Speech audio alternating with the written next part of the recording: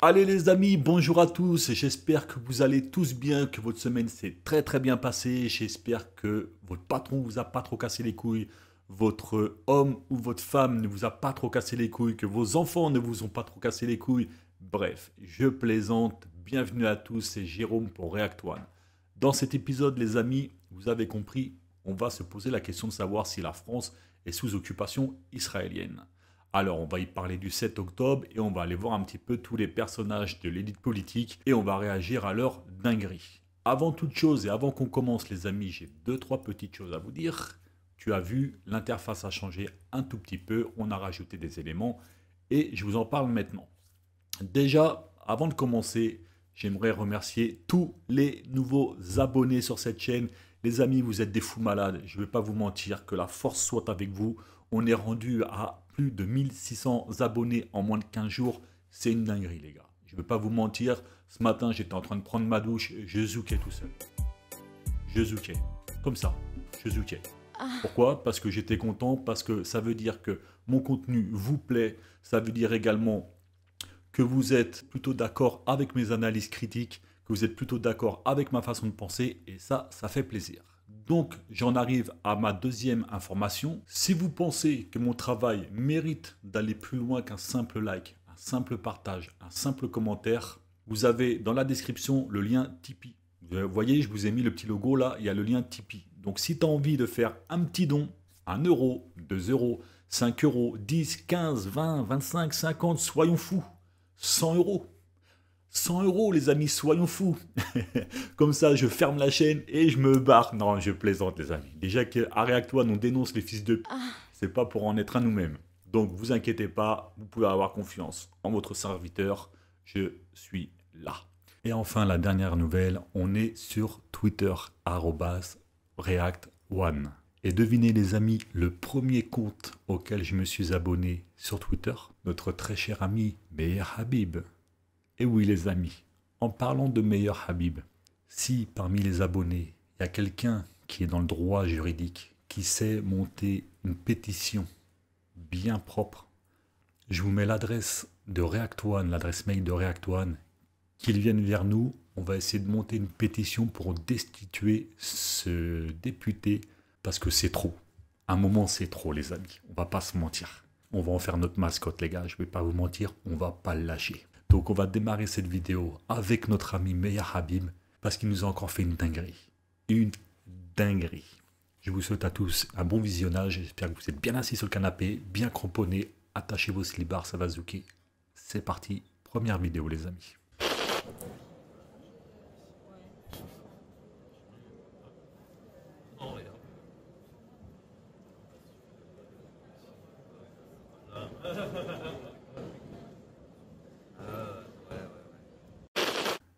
Qu'est-ce que c'est que cette dinguerie de vidéo? On voit Meir Habib parler à Manuel Bompard de LFI qui ne le regarde même pas. Il ne le regarde même pas.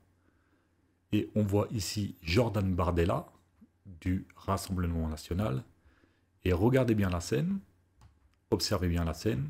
Je vous la remets.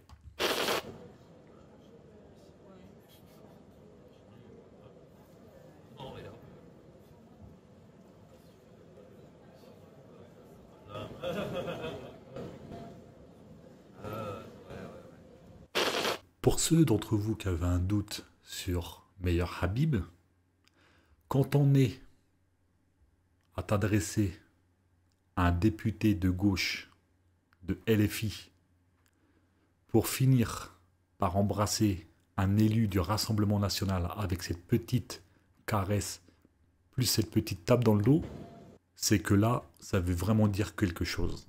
Qu'est-ce qui s'est passé? Alors, allons-y.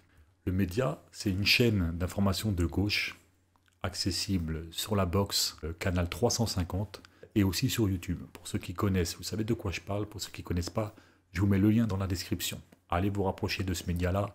Ils n'ont pas peur d'appeler un chat. Ok, on y va. Dans un étrange ballet politique, les frontières traditionnelles semblent s'effacer au profit d'une nouvelle donne orchestrée par le lobby israélien. Lors de la récente cérémonie en hommage aux victimes françaises en Israël, les mots sont très importants, ok? en hommage aux victimes françaises en Israël, le député sioniste, donc là on est encore, c'est très bien marqué, le député sioniste Meir Habib, a donné le ton en adressant des remarques acerbes au député de la France insoumise Manuel Bompard. Je cite : « J'ai dit à Manuel Bompard, LFI, que s'ils avaient un tout petit peu de dignité, oui, vous avez entendu, hein, un tout petit peu de dignité, c'est Meir Habib qui dit ça, ils ne seraient pas venus.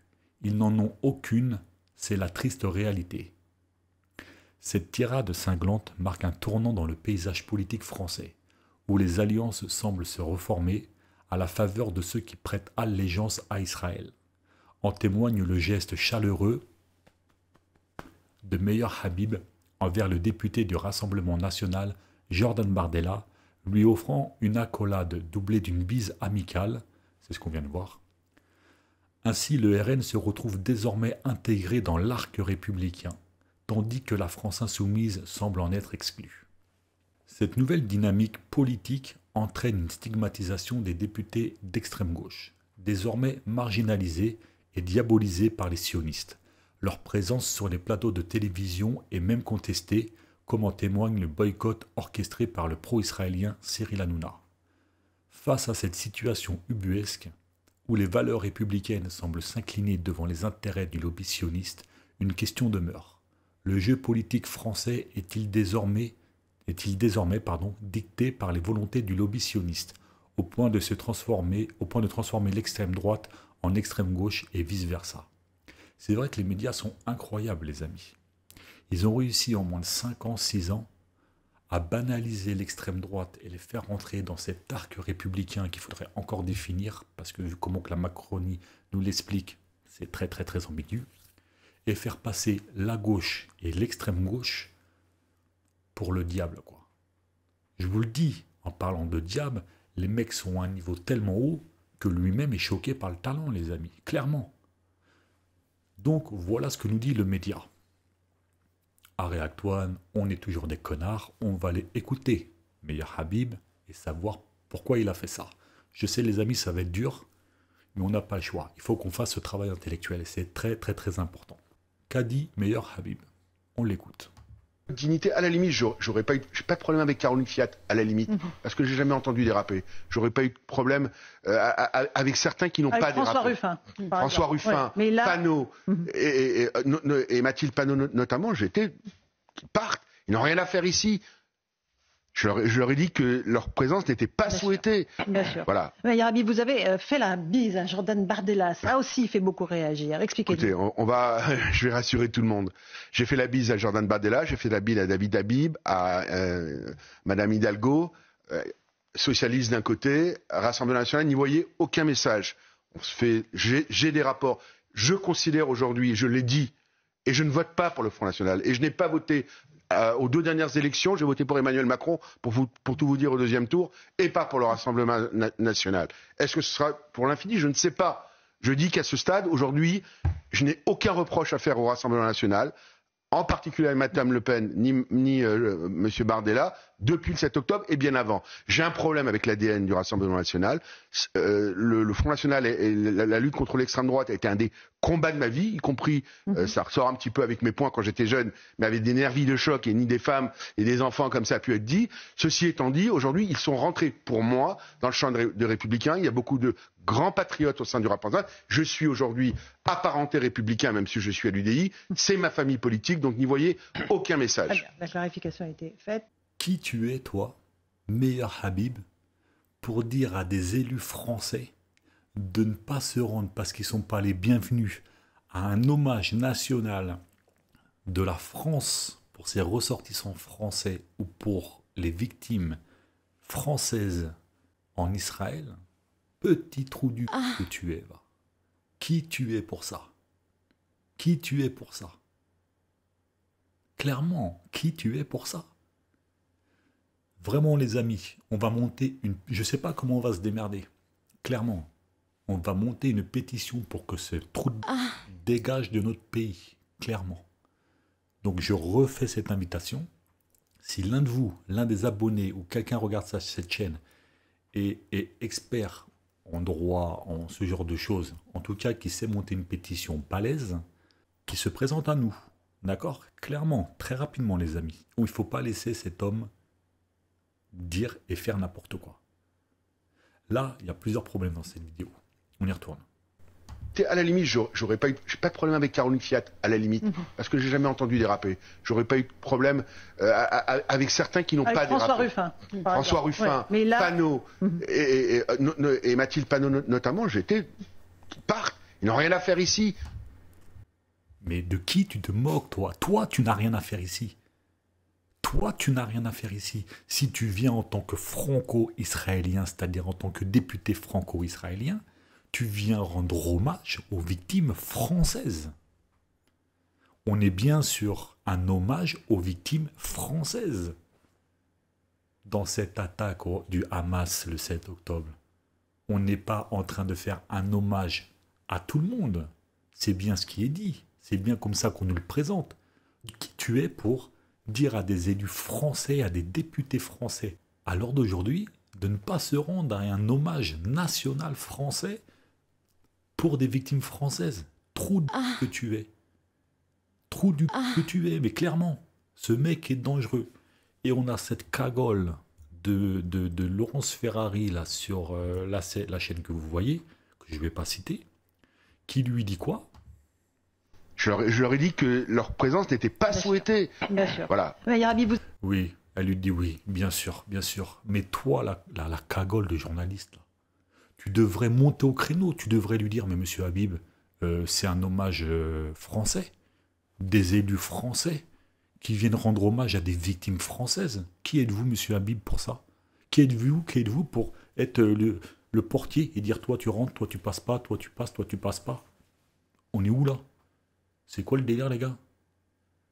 Vous voyez où je veux en venir, les amis? Ça, c'est problématique. On avance parce que... Ah ben, donc la vidéo, je vous le dis. Hein. Vous avez fait la bise à Jordan Bardella. Ça aussi fait beaucoup réagir. Expliquez-nous. Écoutez, je vais rassurer tout le monde. J'ai fait la bise à Jordan Bardella, j'ai fait la bise à David Habib, à Madame Hidalgo, socialiste d'un côté, Rassemblement national, n'y voyez aucun message. Les amis, il faut y voir un gros message. Sioniste, proche de Netanyahou, dans un parti d'extrême droite qui prône le révisionnisme et tout ça, comme je vous ai expliqué dans la vidéo que vous pouvez retrouver sur la chaîne, le cas Meyer Habib. Allez voir, c'est pas moi qui invente tout ça. Et il nous dit, n'y voyez aucun message. Mais moi, j'y vois un gros message. T'es là, cousin, à engueuler un mec de chez LFI, qui est là juste pour rendre hommage à des familles et à des victimes, et tu fais la bise à Bardella, tu lui tapes dans le dos. Mais toi, tu te fous de la gueule de qui, toi? Je considère aujourd'hui, je l'ai dit, et je ne vote pas pour le Front National, et je n'ai pas voté aux 2 dernières élections, j'ai voté pour Emmanuel Macron, pour tout vous dire au 2e tour, et pas pour le Rassemblement national. Bah, c'est encore pire, mon ami. Tu nous rassures pas, là. T'as voté pour Emmanuel Macron. Bah, encore pire. Enfin, encore pire. Si, encore pire. Avec ce qu'on s'est pris dans la gueule depuis qu'il est là, encore pire. Est-ce que ce sera pour l'infini? Je ne sais pas. Est-ce que ce sera pour l'infini? Que je vais voter pour Macron? Je ne sais pas. Donc, ce qui est sûr, c'est que tu ne vas pas voter pour la gauche. Hein. On a très bien compris le message. On est rassurés. Excuse-nous. On va essayer surtout, nous, de faire un boulot avant les prochaines élections pour pas te laisser à ta place, frérot. Déjà, rends l'argent. Rends l'argent. Rends l'argent. Trop du... Je dis qu'à ce stade, aujourd'hui, je n'ai aucun reproche à faire au Rassemblement national, en particulier à Mme Le Pen, ni M. Bardella, depuis le 7 octobre et bien avant. Il n'a pas de reproche à faire au Rassemblement national depuis le 7 octobre et bien avant. Bien avant. Bien avant. Alors quand on sait le CV du garçon...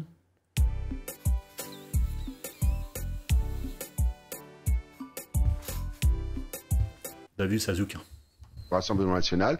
Le Front national et la lutte contre l'extrême droite a été un des combats de ma vie, y compris, ça ressort un petit peu avec mes points quand j'étais jeune, mais avec des nervis de choc et ni des femmes et des enfants comme ça a pu être dit. Ceci étant dit, aujourd'hui... Ni des femmes ni des enfants comme ça a pu être dit. Il parle de l'histoire que je vous ai racontée, quand il a tapé avec le bêtard, une trentaine d'enfants et tout ça. Enfin, d'enfants, de femmes, d'hommes et tout ça. Comme ça a pu être dit. Tu as été condamné pour ça, frérot. Ça n'a pas été dit. Tu as été condamné pour ça. 2 ans avec sursis. C'est pas moi qui l'invente, hein, les gars.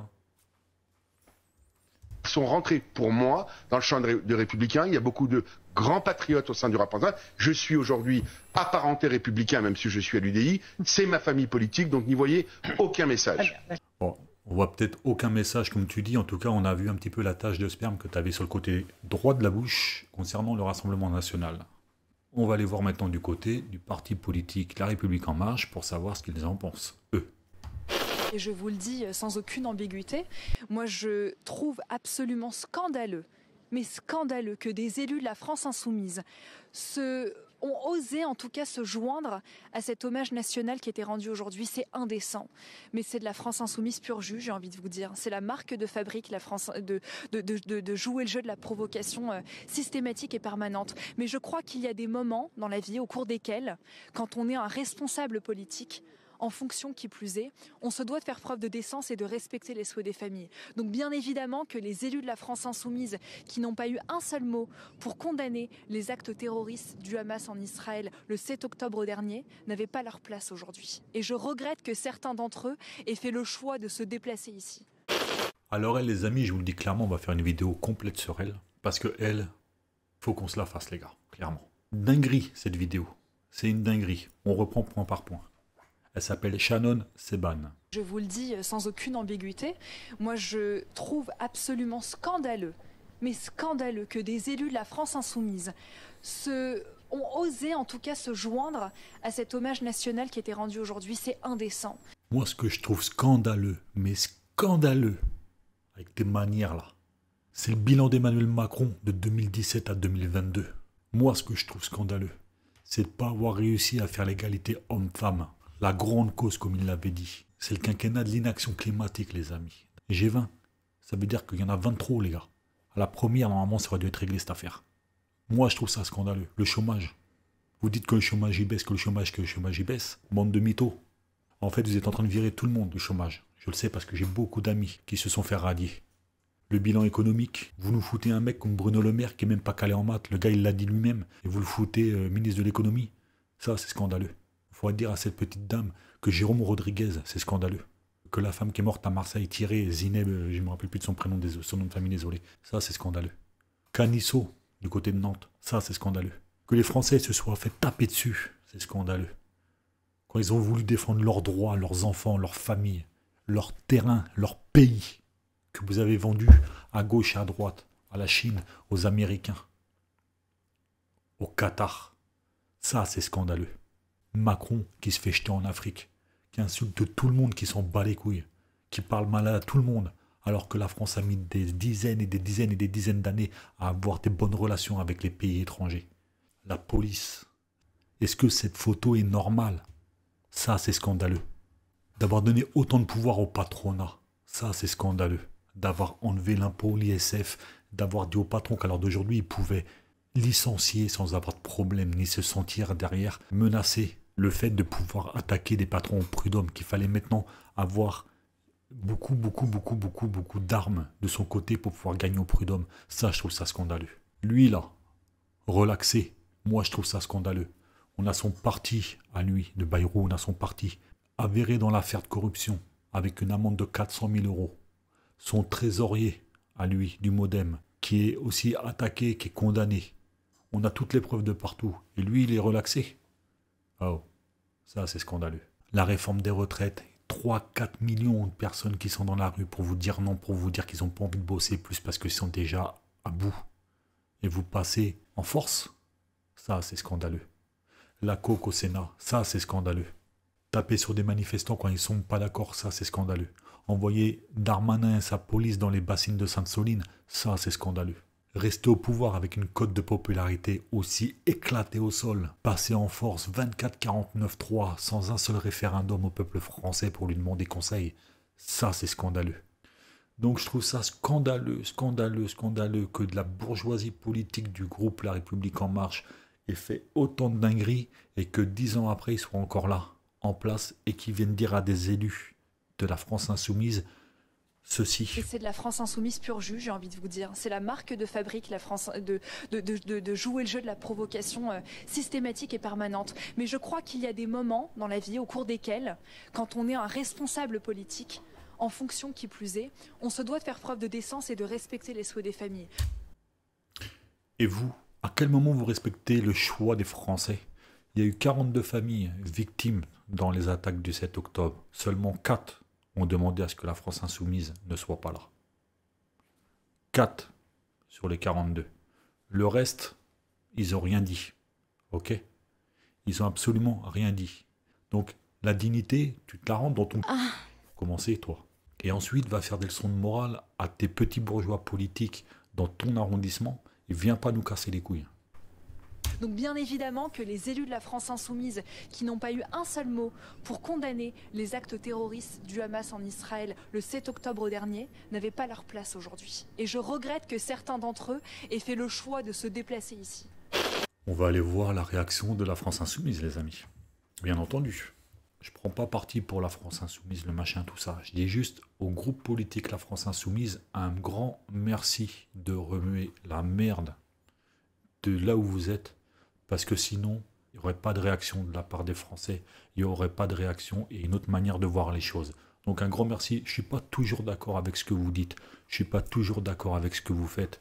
Je ne suis pas toujours d'accord avec certaines prises de position qui sont les vôtres. Mais en tout cas, un grand merci de ne pas vous taire. Et sur cette question précise d'Israël et sur cette question précise du 7 octobre, merci d'avoir répondu comme vous l'avez fait. On va aller voir, les amis, la France insoumise. Je vous propose un élu, David Guiraud et Manuel Bompard. On y va pour David Guiraud.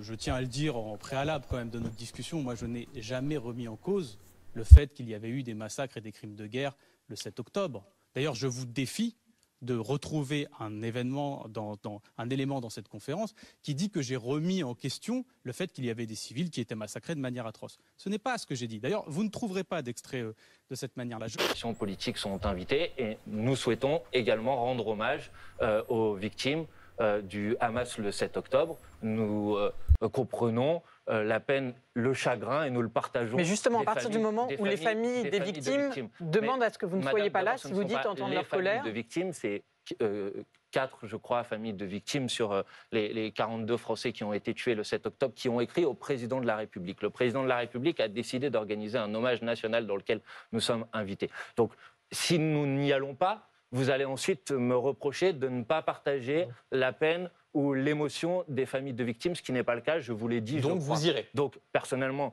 comment expliquez-vous juste qu'elles soient blessées, ces familles? Maintenant, écoutez, je veux rassurer les familles de victimes. Il n'est nullement dans nos intentions de transformer un moment d'hommage national dans un moment de politique. Non, et j'appelle à tout le monde. On l'espère, mais juste comment est-ce que vous expliquez? Je vous rappelle qu'on parle de rendre hommage à des morts et que quand on rend hommage à des morts, je pense que la polémique politique peut passer sur le côté. Et oui, les amis, moi je suis d'accord avec Bompard sur ce point-là. Observez comment Bompard explique les choses. Il vous dit il y a 42 familles qui ont été atteintes, qui ont été victimes d'un de leurs proches qui a été tué pendant cette attaque du 7 octobre. Observez la malhonnêteté intellectuelle de BFM. Elle est juste devant vous, il vous suffit de chercher. Observez le bandeau ici. Hommage, 7 sur 10, les familles disent non à LFI. Qu'est-ce que c'est que ce ratio? 7 sur 10 quoi? 7 sur 10 quoi? On nous parle de 42 familles. Il aurait fallu marquer 7 sur 42 si c'était réellement le chiffre. Ou alors si c'était un vrai ratio, sur 42, il aurait fallu marquer un ratio de... si on dit 7 sur 10, on aurait dit de 37 sur 42, un truc comme ça, tu vois, un score plus haut. 7 sur 10. S'il n'y a que 4 familles qui ont dit non pour que les filles soient présents à l'hommage, 4 sur 42, ça fait à peine 1,5%. Donc un ratio de 1,5 pour 42. Ok? 7 sur 10, 10 quoi? Ces gens se foutent de notre gueule, clairement. Donc un grand merci à LFI d'avoir réagi comme ils l'ont fait.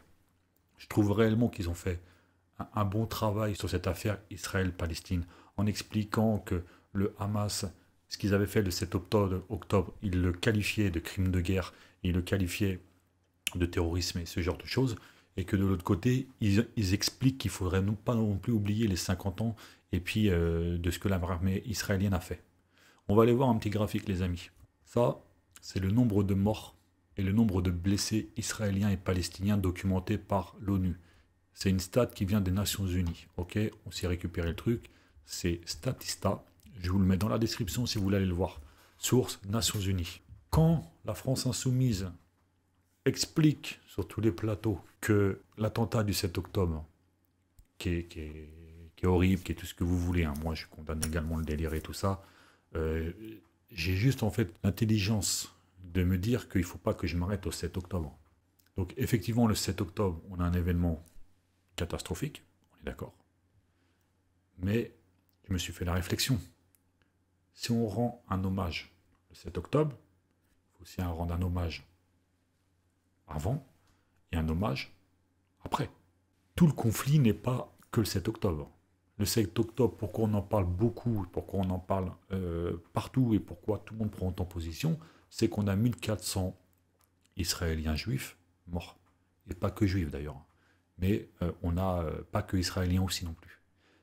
Okay, depuis la Seconde Guerre mondiale. Voici les morts et les blessés. Morts c'est en bleu, blessés c'est en rouge.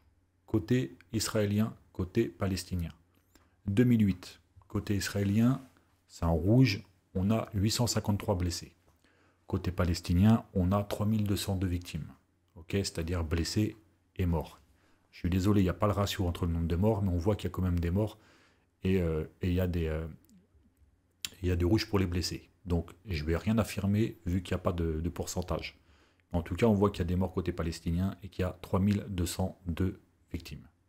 Quand je dis victimes, morts ou blessés. Okay. 2009, côté israélien, 123. Côté palestinien, 7460. 2010, côté israélien, 185. Côté palestinien, 1659. 2011, côté israélien, 136. Côté palestinien, 2260. 2012, côté israélien 578, côté palestinien 4936. Côté en 2013, côté israélien 157, côté palestinien 4031. 2014, côté israélien 2796, côté palestinien 19 860. 2015, côté israélien 339, côté palestinien 14 813. 2016, côté israélien 222, côté palestinien 3572. Côté israélien en 2017, 174, côté palestinien 8526. Côté israélien en 2018, 130, côté palestinien 31 558. 2019, côté israélien 133, côté palestinien 15 628. 2020, côté israélien 61, côté palestinien 2781. Tout ça pourquoi les amis? Tout ça pour vous dire que quand la France insoumise, pour ce groupe parti politique, explique que le 7 octobre, il y a eu effectivement un événement catastrophique, mais qu'il ne faut pas oublier qu'avant il y a eu également des événements catastrophiques côté palestinien, et qu'après le 7 octobre, avec la riposte d'Israël, dans le conflit, dans le nouveau conflit israélo-palestinien, il y a eu aussi des morts. Et c'est ça que la France insoumise a comme discours. Et en face, ça ne plaît pas. On va se poser la question pourquoi en face, ça ne plaît pas. On va aller voir autre chose, les amis. On va aller écouter Yaël Braun-Pivet, qui est la présidente de l'Assemblée nationale française. Écoutons ce qu'elle nous dit. Parce que c'est un moment important quand on a fait face à un tel drame, qui nous a personnellement touchés en tant que pays, en tant que nation, puisqu'il faut le rappeler, ce sont des victimes françaises du terrorisme, du Hamas, qui sont mortes et qu'on va honorer aujourd'hui. C'est important de se retrouver, de faire nation, de se recueillir, d'affirmer ce que l'on est et de le montrer ensemble. Sur le fond, elle a raison. On ne lui donne pas tort. Mais on va analyser cette vidéo, les amis. On y retourne. Elle dure pas longtemps, elle dure 27 secondes. On y retourne. Que c'est un moment important quand on a fait face à un tel drame. Effectivement, c'est un moment important quand on fait face à un tel drame. Partout dans le monde, qu'importe les ethnies, qu'importe les races, qu'importe tout ça. Sachant que je précise, on n'a qu'une race sur Terre. C'est l'Homo sapiens sapiens. Qui nous a personnellement touchés en tant que pays, en tant que nation, puisqu'il faut le rappeler, ce sont des victimes françaises. Faudrait le rappeler à Meilleur Habib, ça. Qu'en tant que nation, ça nous a touchés parce que c'était d'abord des victimes françaises. Donc, Et les filles, comme le RN, comme tous les groupes de l'Assemblée nationale, des ministres et députés français, doivent être là. Il faudrait le rappeler à Meilleur Habib, ça. Ok? Du terrorisme, du Hamas qui... Du terrorisme du Hamas. Ok? Acte de terreur, terrorisme. Gardez le mot terrorisme en tête. On va y revenir. Sont mortes et qu'on va honorer aujourd'hui. C'est important de se retrouver, de faire nation, de se recueillir, d'affirmer ce que l'on est et de le montrer ensemble. Donc, oui, Madame Yael Braun-Pivet, je suis d'accord avec vous. C'est important qu'on se recueille et qu'on vive le truc tous ensemble, en tant que Français.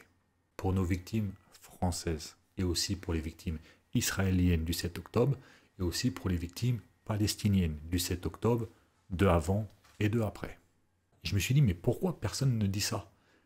Et je suis tombé sur une vidéo qui m'a fait énormément plaisir, que je vais vous passer tout de suite. Je ne sais pas où c'est.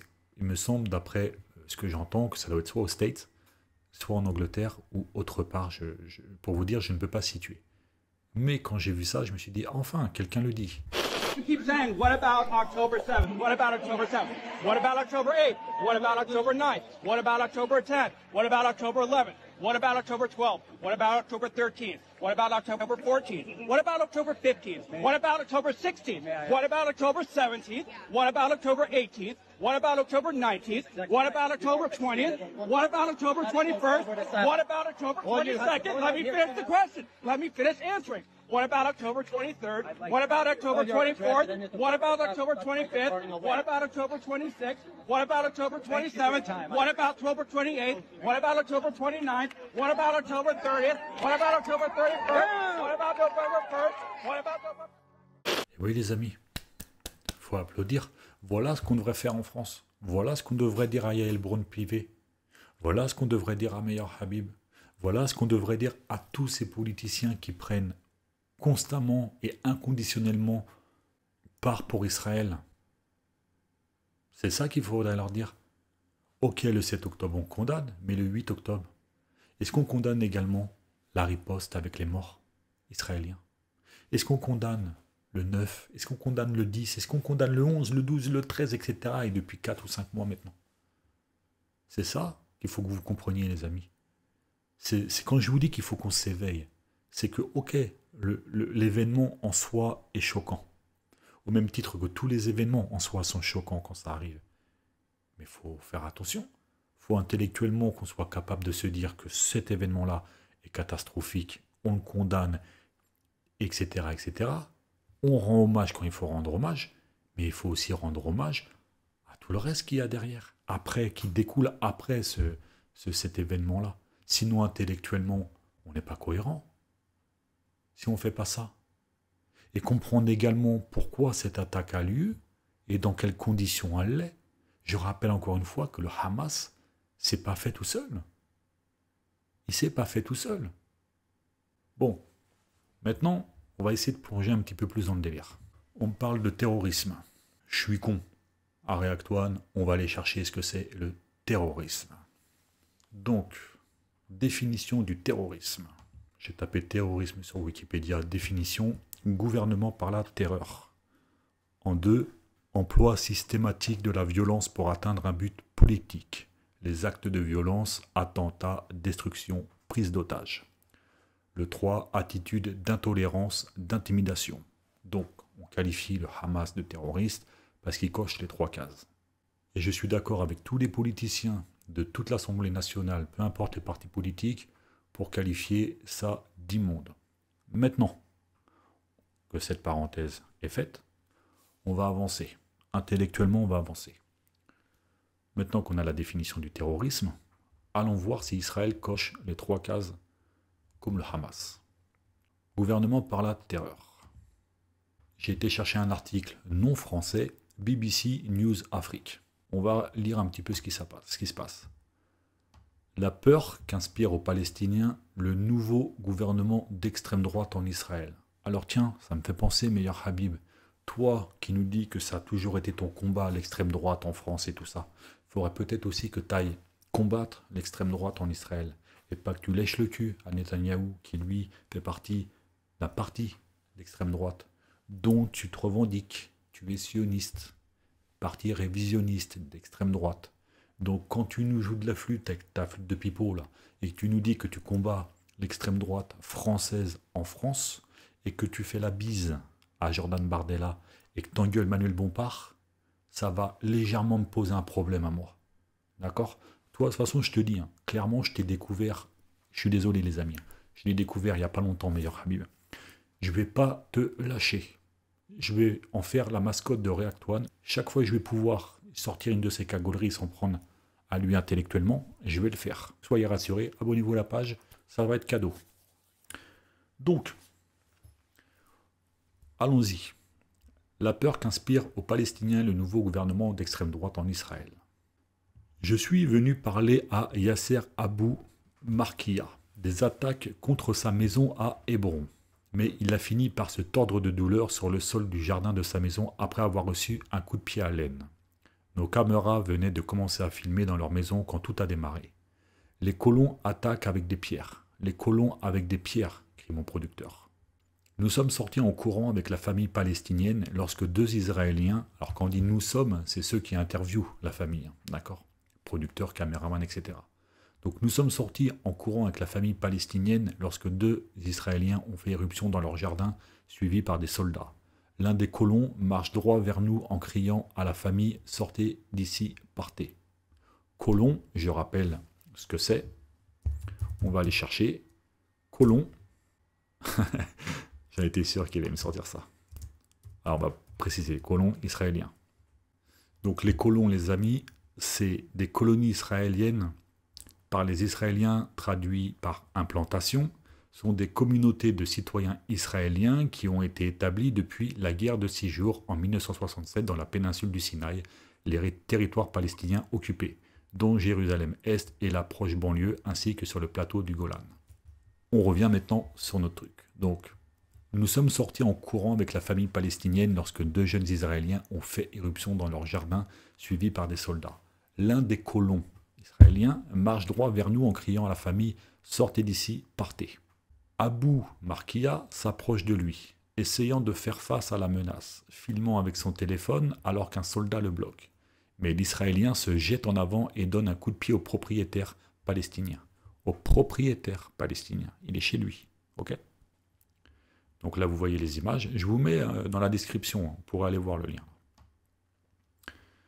Cette agression illustre la raison pour laquelle nous sommes venus interviewer la famille. Les Palestiniens d'Hébron disent se sentir de plus en plus vulnérables aux attaques après les récentes élections en Israël. Le vote a vu une augmentation massive du soutien à l'extrême droite, renforçant un noyau ultranationaliste du mouvement des colons à Hébron et ailleurs, et ravivant une guerre culturelle au sein de la société israélienne sur le rôle des forces armées dans les territoires occupés. Après qu'Abou Markia ait reçu un coup de pied, il y a eu une confrontation alors que nous continuons à filmer. Je serais curieux de voir la vidéo. Badi Dwek, je ne sais pas comment ça se dit, je suis désolé d'avoir écorché le nom de famille ou le prénom.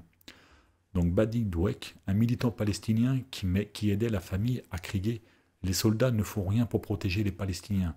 Si un Palestinien faisait cela, il l'emmènerait en prison ou le tuerait. » Ils exprimaient une plainte fréquente de discrimination systématique. Les colons israéliens qui commettaient des violences contre les Palestiniens en Cisjordanie occupée sont rarement tenus responsables de leurs actes.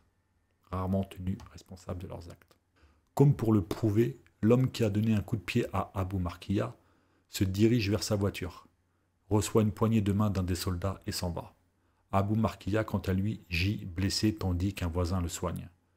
Interrogé sur l'incident, les forces de défense israéliennes, le FDI, ont déclaré que les soldats sont tenus de mettre fin aux violences à l'encontre des Palestiniens et, si nécessaire, de détenir les suspects jusqu'à l'arrivée de la police. La police prétend régulièrement enquêter sur des violences commises par les colons, mais les groupes de défense des droits humains affirment qu'il s'agit souvent de façades. Donc. On va revenir 2 minutes sur la première définition du terrorisme. Gouvernement par la peur. Emploi systématiquement de la violence pour atteindre un but politique.